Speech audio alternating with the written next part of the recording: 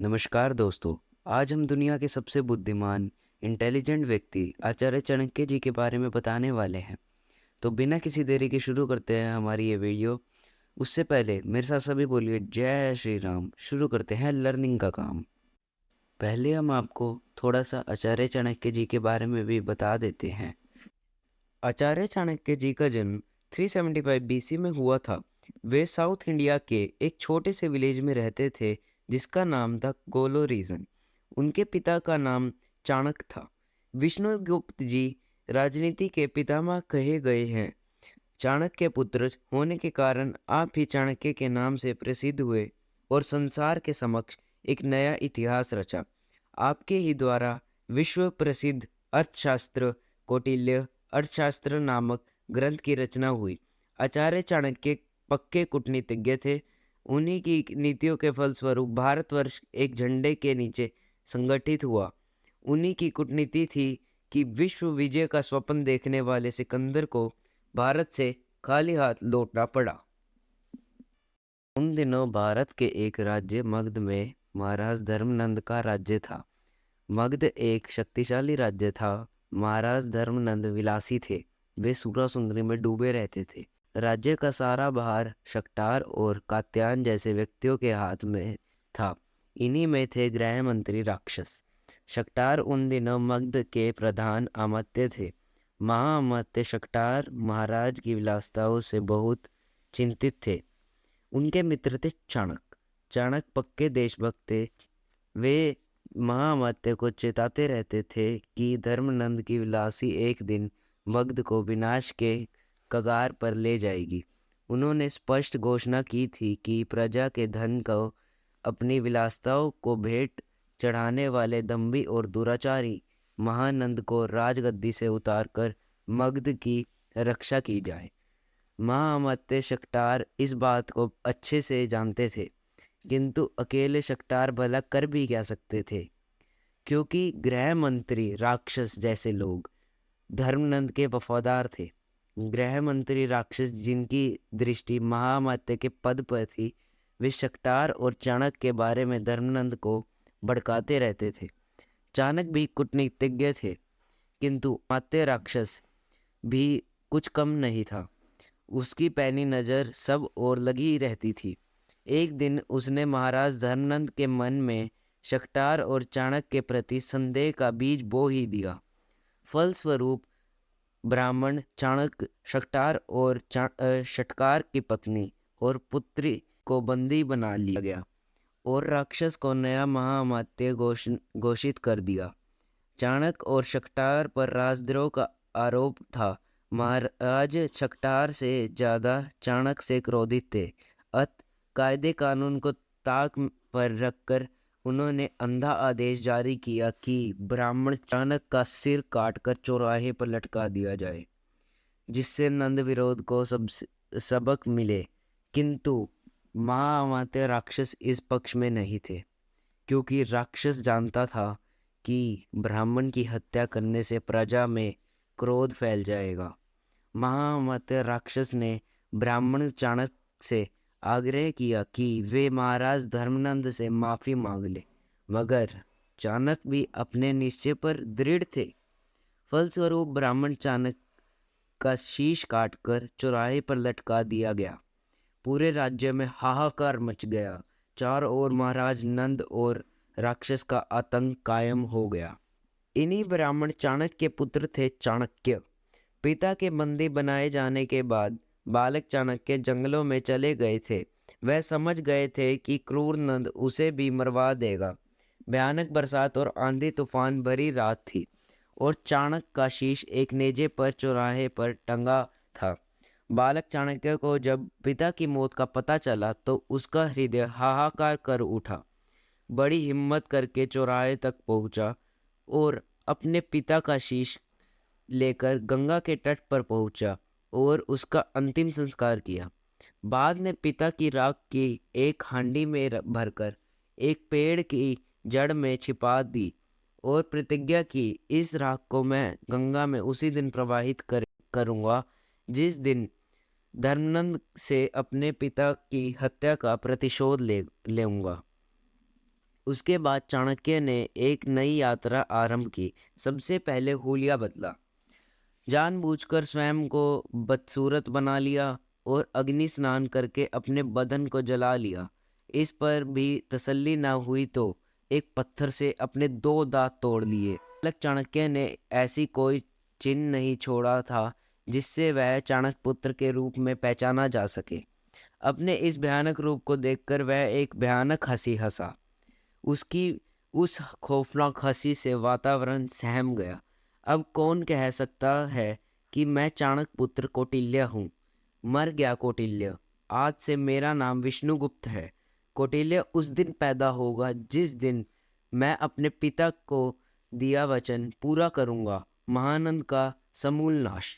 चलते चलते वह कोसों दूर निकल आया। अब उससे चला नहीं जा रहा था। वह नदी किनारे वृक्ष के तने से पीठ लगाकर बैठ गया।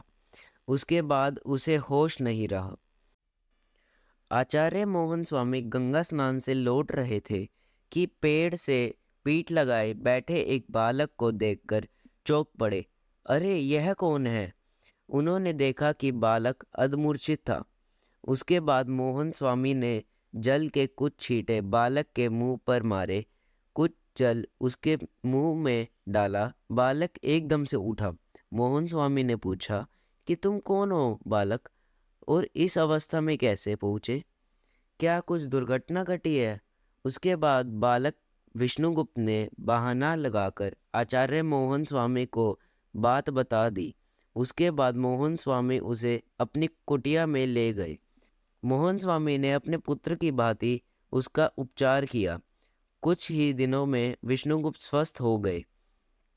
उसके बाद मोहन स्वामी ने उसे अपना शिष्य स्वीकार कर शिक्षा देना आरंभ किया। विष्णुगुप्त ने विद्यार्थियों के भी हृदय जीत लिए थे। एक बार सुना पाठ चाणक्य बिना पोथी खोले सुना दिया करते थे।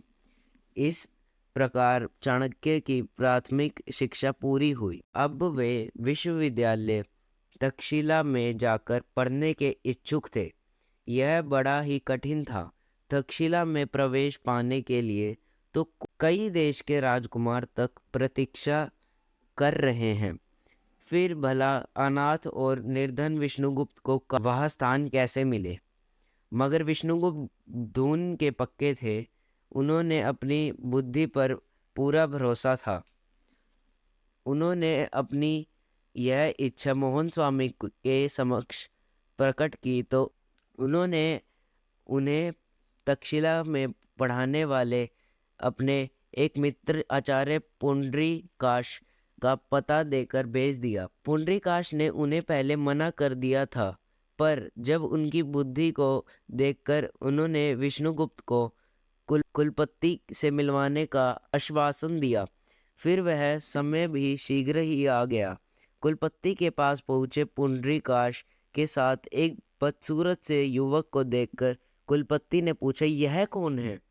जब पुंडरीकाश ने विष्णुगुप्त की बुद्धि की बहुत प्रशंसा की और कुलपति ने भी विष्णुगुप्त की बुद्धि को जांच लिया था, मगर कुलपति बोले, भारत के ही नहीं विदेश के भी कई राजकुमार इस तक्षशिला में आना चाहते हैं। ऐसे में बताओ मैं क्या करूं? पुंडरीकाश के बोलने से पहले विष्णुगुप्त बोले कि मेरा इस संसार में कोई नहीं है। आप वही करें आचार्य जी जो एक पिता को अपने पुत्र के लिए करना चाहिए। के बाद विष्णुगुप्त तक्षशिला के उच्च शिक्षा के अध्ययन में लग गए। उधर मगध जल रहा था। महाराज नंद रास रंग में डूबे थे। प्रजा में असंतोष फैल रहा था। फिर भी महामात्य राक्षस ने पूरी स्थिति संभाली हुई थी। महानंद ने एक नई शादी की थी। नई रानी का नाम मूरा था। उसने एक पुत्र को जन्म दिया था जिसका नाम चंद्र रखा गया था, किंतु रानी के चरित्र पर संदेह होने के कारण महाराज महानंद ने उसे राज्य से निकाल दिया था।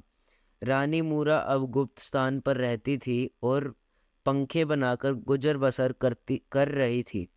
उसका पुत्र चंद्र बड़ा ही साहसी था। उसे सेनापति गुप्त से शस्त्र शिक्षा दे रहा था। चंद्र के हृदय में अपने अज्ञात पिता के लिए बहुत गुस्सा था। इसी प्रकार वक्त तेजी से गुजर रहा था। चाणक्य ने मन लगाकर शिक्षा पूर्ण की। उसके बाद अपने पंडिताई के बल पर वे तक्षशिला में ही अध्यापक के पद पर आसीन हो गए। एक बार वे अपने शिष्यों को लेकर देशाटन पर निकले।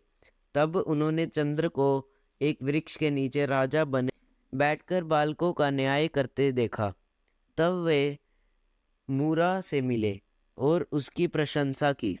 फिर चाणक्य ने चंद्र को उच्च शिक्षा के लिए तक्षशिला का निमंत्रण दिया। फिर एक दिन चाणक्य मगध की ओर चले। जो शक्टार थे वे राक्षस द्वारा महानंद की सजा से बच गए थे।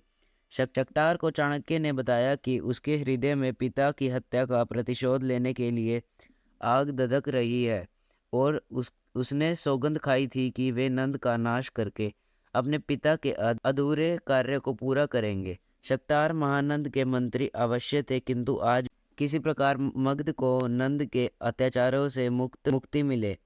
अत वे चाणक्य के साथ हो गए और उससे अपने घर ले आए। उन्हीं दिनों नंद की माता का श्राद्धोत्सव था। सारी व्यवस्था अमात्य षटकार के हाथों में थी। उन्हीं की कोशिशों से आचार्य चाणक्य को उस उत्सव में अग्रासन दिया गया। अन्य बहुत से ब्राह्मण भी वह उपस्थित थे। वे बदसूरत और काले कलूटे चाणक्य को अग्रासन पर बैठे देखकर कुपित हुए, किंतु विरोध करने का किसी में साहस नहीं था। तभी सभा में महानंद आए और अग्रासन पर काले कुरूप ब्राह्मण को देखकर फिफर उठे। उन्होंने चाणक्य को अपमानित किया और सभा में धक्का देकर निकाल दिया। हालांकि राक्षस ने उसे बताया कि आमंत्रित ब्राह्मण तक्षशिला के सुपरदाय आचार्य विष्णुगुप्त हैं, जिन्होंने कौटिल्य के नाम से अर्थशास्त्र की रचना की है। किंतु दुराचारी, दंभी और अन्यायी महानंद ने किसी की ना सुनी। यह देख दूसरे ब्राह्मण अत्यंत प्रसन्न हुए, किंतु जब चाणक्य को धक्का देकर महानंद ने ब्राह्मण समुदाय को पाखंडी और धूर्त कहकर अपमानित किया तो पूरे ब्राह्मण समुदाय में आक्रोश फैल गया। जब ब्राह्मण चाणक्य ने अपनी शिखा चोटी खोलकर प्रतिज्ञा की, इस शिखा में गांठ तभी लगाऊंगा जब मगध को महानंद के अत्याचारों से मुक्त कर दूंगा। बस इसके बाद विष्णुगुप्त वहाँ एक पल भी न रुके। बाद में उन्होंने राजनीति की ऐसी शतरंज बिछाई कि चारों ओर उन्हीं की जय जयकार लगी। विश्व विजय का स्वप्न देखने वाले सिकंदर को भी उन्होंने लताड़ दिया। शक्तिशाली महाअमात्य राक्षस के होते हुए भी चाणक्य ने अपनी शपथ पूरी की और अपने पिता की हत्या का प्रतिशोध लिया और भारत पर महानंद और मूरा के पुत्र चंद्रगुप्त को आसीन कर पूरे भारत को एक झंडे के नीचे लाने जैसा दुरुख कार्य कर दिखाया। तत्पश्चात चंद्रगुप्त ने उन्हीं की नीतियों का अनुसरण करते हुए एक लंबे समय तक भारतवर्ष पर शासन किया। दोस्तों, अगर आपको इस वीडियो से थोड़ा सा भी ज्ञान मिले तो इस वीडियो को लाइक, शेयर, सब्सक्राइब कर दीजिए और बेल नोटिफिकेशन को ऑन कर दीजिए, जिससे हमारी आने वाली वीडियोस की नोटिफिकेशन आपको सबसे पहले मिल जाए। Thank you for watching.